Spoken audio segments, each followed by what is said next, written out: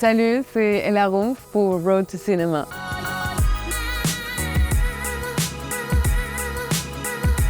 Et là, bonsoir, on est très heureuse de t'accueillir ici au Paris Film Critics Award. Tu es à l'affiche du Théorème de Marguerite. L'industrie du cinéma te qualifie comme le nouveau visage du cinéma. Comment tu te sens? Comment tu la vis cette année Franchement, là, l'année, elle fait que commencer avec des nouvelles hyper chouettes, avec des nominations, des prix. Je m'y attendais pas du tout. J'ai vraiment essayé, avec ce personnage, Marguerite, de rendre les mathématiques accessibles. Comme moi, j'avais pas du tout un accès facile aux mathématiques. Ça me fait plaisir, en fait, que ça a fait cet effet-là. Voilà. Pour parler un peu de ta filmographie, de Grave au Théorème de Marguerite en passant par Sympathie pour le diable, qu'est-ce que tu dirais de tes personnages? Qu'est-ce qu'ils racontent de toi? J'ai l'impression que quand même tous les personnages sont assez différents les uns des autres. C'est des rôles qui racontent aussi des époques différentes. Je les ai fait dans des époques différentes de ma vie aussi. D'essayer quelque chose qui va au-delà de qui je suis en fait. J'essaye de toujours transformer, de trouver aussi des personnages derrière lesquels je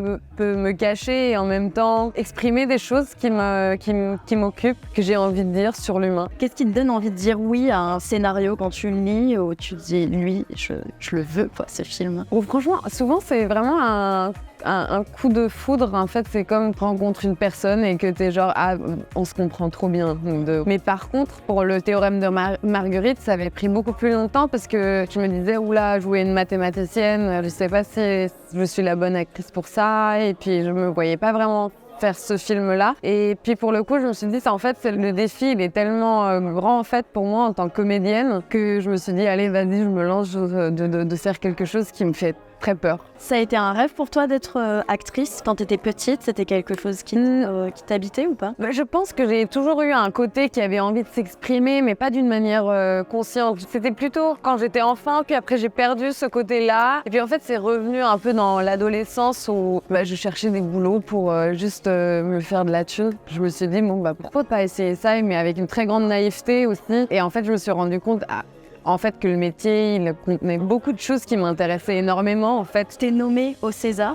Ouais, c'est pour moi, je comprends rien du tout, hein. Pour être très honnête, je prends, je dis merci, mais je me sens vraiment très privilégiée d'être, vue par des gens qui ont envie d'élever mon travail. J'espère de pouvoir faire des projets qui font plaisir, quoi, aux gens qui regardent, qui me suivent, et puis voilà, peut-être, je sais pas, pour moi, c'est vraiment, jusqu'à maintenant, ça fait 10 ans que je fais ce métier quand même, et que je le fais d'une manière assez calme et inaperçue. Je travaille quand même, et j'étais très bien comme ça.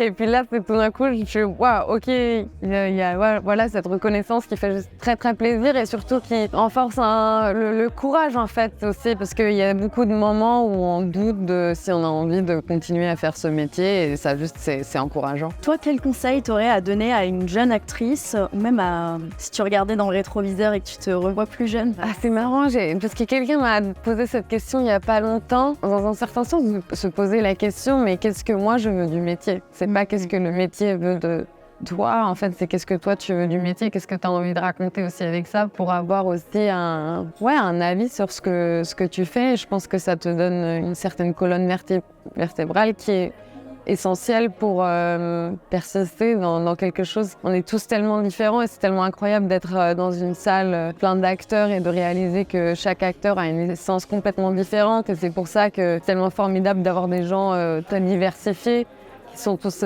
très différents. Pour moi, c'est un peu comme la musique, il y en a qui font du jazz, du rock, du pop, voilà, chacun a sa manière de faire aussi. En fait, j'aime pas trop comparer aussi. Ce truc de comparaison, compétition aussi.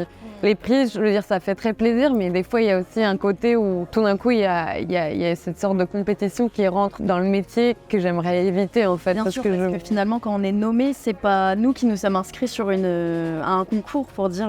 Ouais, exactement, et c'est vraiment comme ça, on est vraiment très différents. Il y a des gens qui ont des qualités juste très différentes et ils sont forts pour ces qualités-là, et des fois, c'est absurde de les hiérarchiser. J'aime pas trop hiérarchiser. Voilà. Qu'est-ce qu'on peut te souhaiter pour la suite, après les Césars, par exemple? Je sais pas, bonne santé. Voilà, c'est toujours bien quand t'es en bonne santé, en vrai.